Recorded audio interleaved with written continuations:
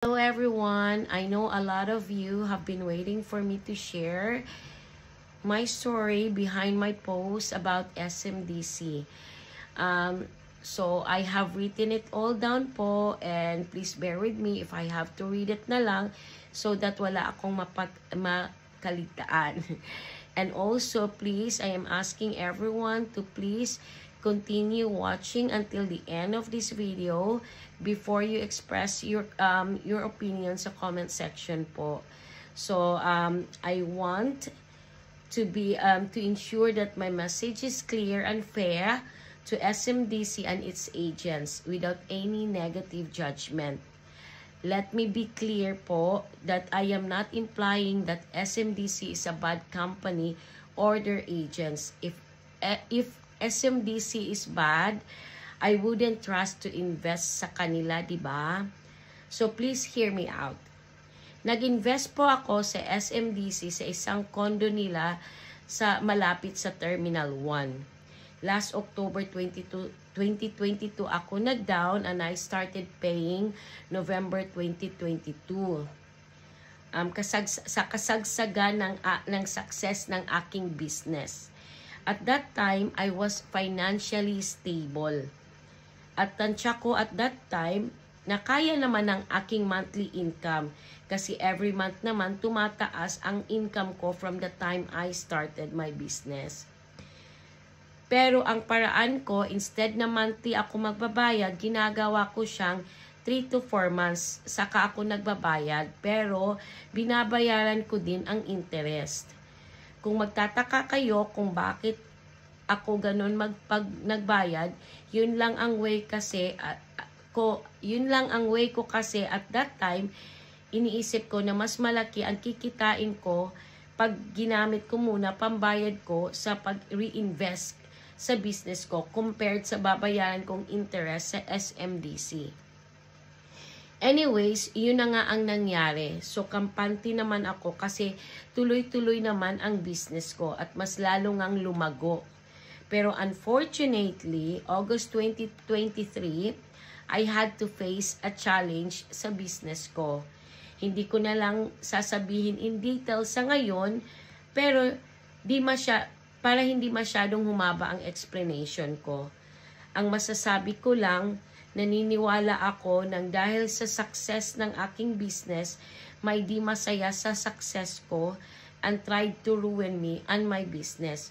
Pero hindi naman ako natatakot kasi alam ko naman sa sarili ko na honest akong tao at wala akong niloloko. So yun na nga, kinakailangan kong mag-lie low muna. In short, apektado ang income ko. Sinabayan pa ng news tungkol sa papa ko na na-diagnose ng heart conditions na kinakailangan maoperahan.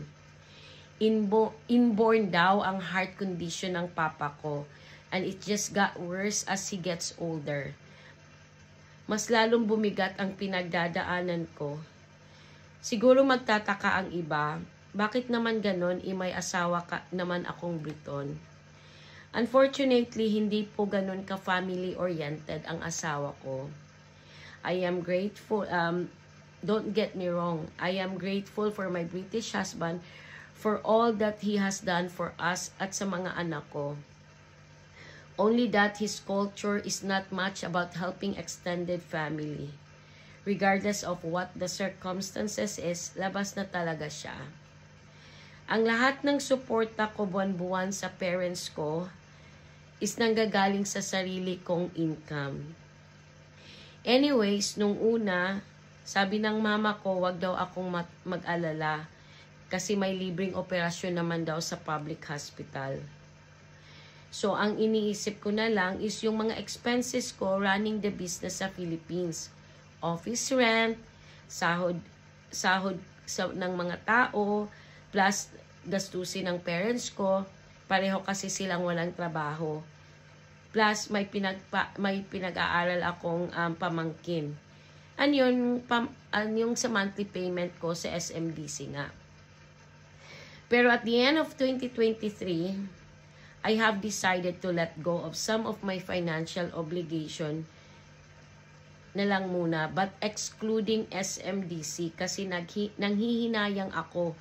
So kahit may hinaharap pa akong problema sa business, pinilit ko pa ding magbayad sa SMDC kasi nga nanghihinayang ako.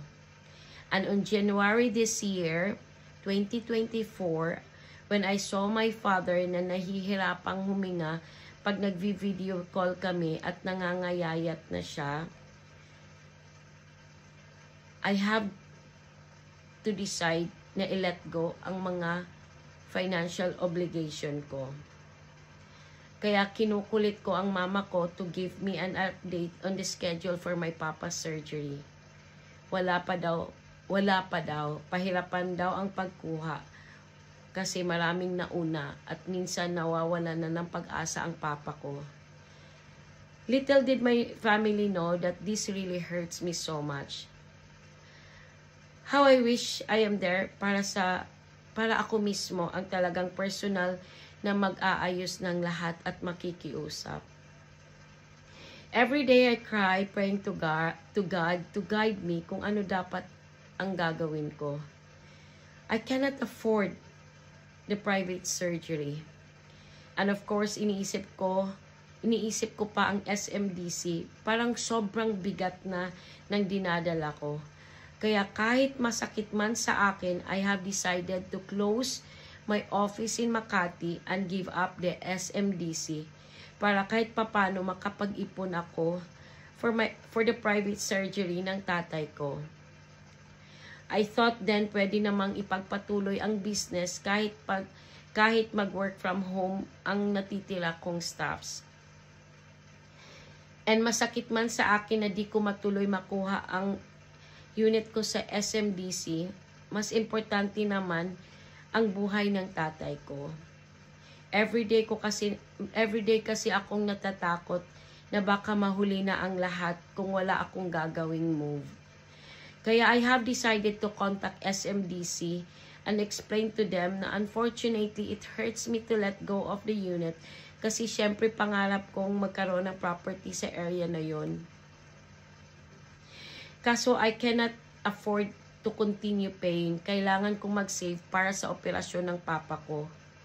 I asked them for consideration to at least I can get a little bit of refund from the whole amount na naibigay ko. Para kahit papano naman pandagdag na yon sa funds ng tatay ko.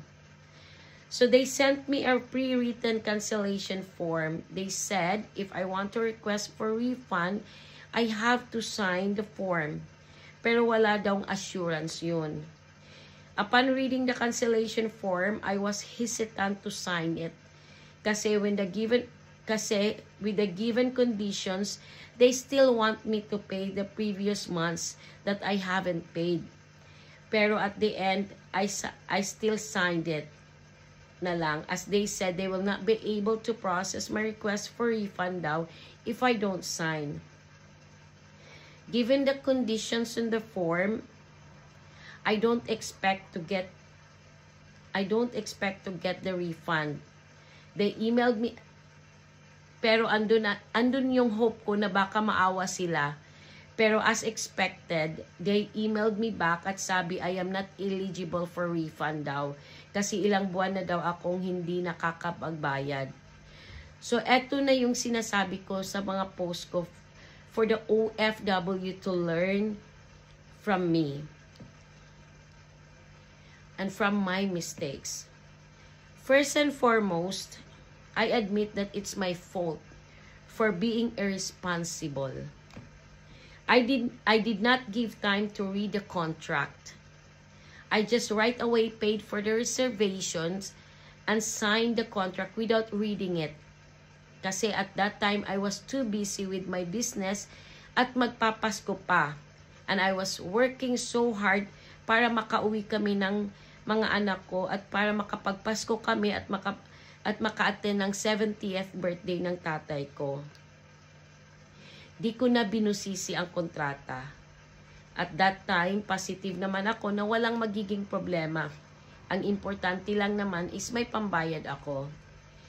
Yun ang pinakamali ko. Kumpiyansa ako masyado sa sarili ko kasi Kasi nga, maganda naman ang takbo ng business ko. At excited ako na one day magkaroon ako ng unit sa SMDC.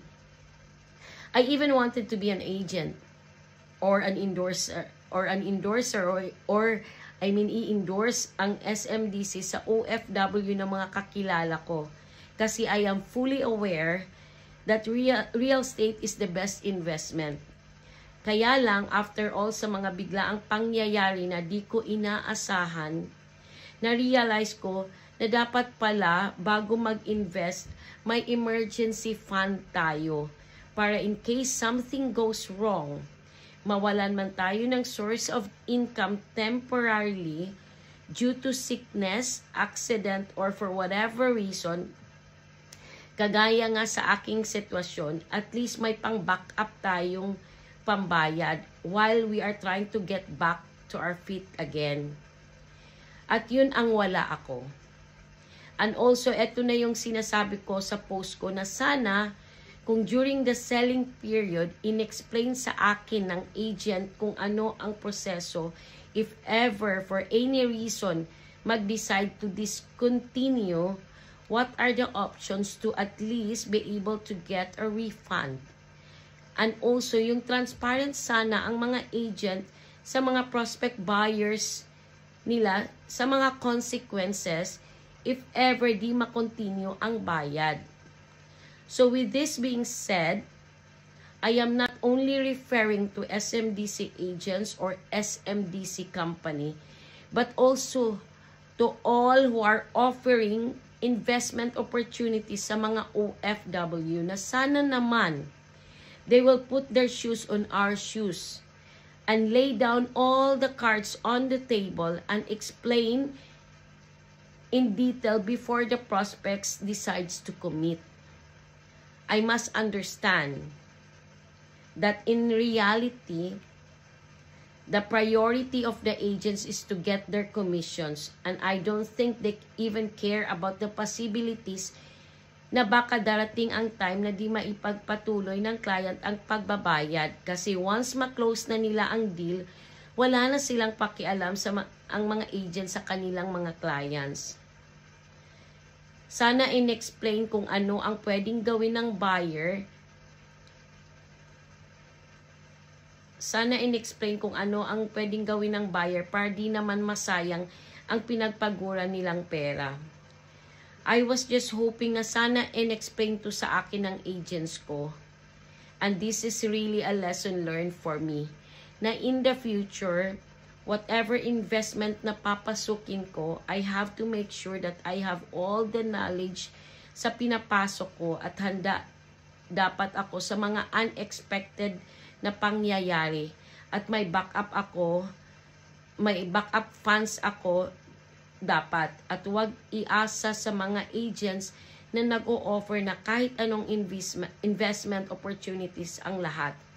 I need to do my due diligence.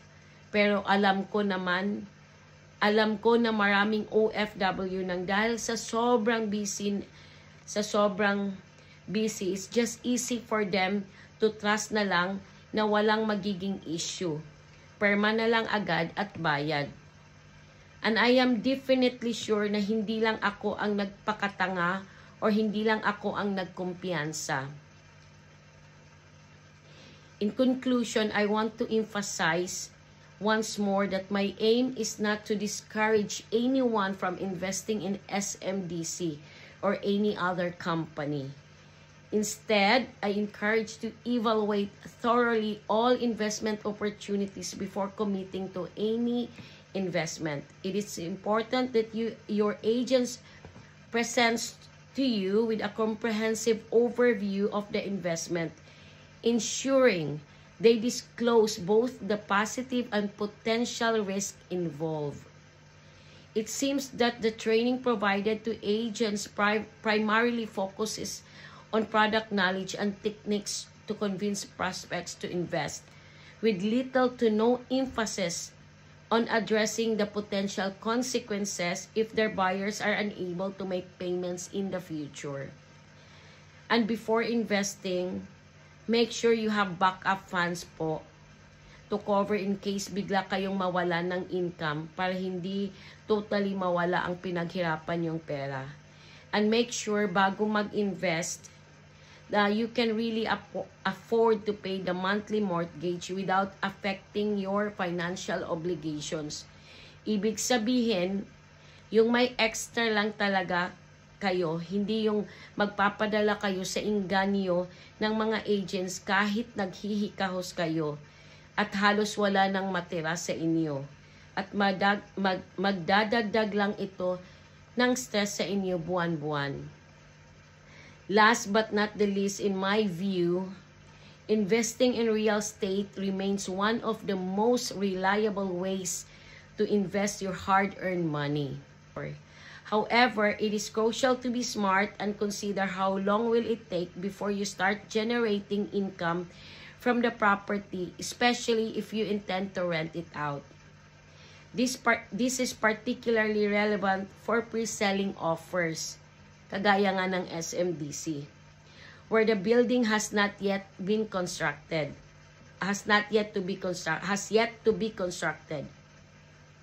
It may take several years before you start earning income or before the rental payments can cover your mortgage payments. Therefore, it's essential to carefully evaluate the timeline and potential financial implications before making any real estate investment decisions. And within that span of time, typically 5 years or less, many things can happen. What if you've been making payments for 3 years and suddenly you encounter a situation where you can no longer afford to continue? It's important to understand how you can get a refund. In conclusion, I am taking the blame on myself kasi naging irresponsible ako, and I cannot expect companies or agents to care for me na ibalik sa akin ang pinambayad ko. Kasi business is business, di ba? They care more about their profit kaysa sa pinagdadaanan ng clients nila. Siyempre, para sa kanila, walang personalan. Anyways, at the moment, I want to give all my focus to my father's current health conditions with the hope that his future surgery will be successful. Gusto ko pong makabalik dito sa UK ang nanay at tatay ko. And I know God will make all things possible for us. Sana po naging klaro sa inyo at sana po mas maintindihan nyo kung ano yung mga sinasabi ko tungkol sa SMDC. Thank you for watching.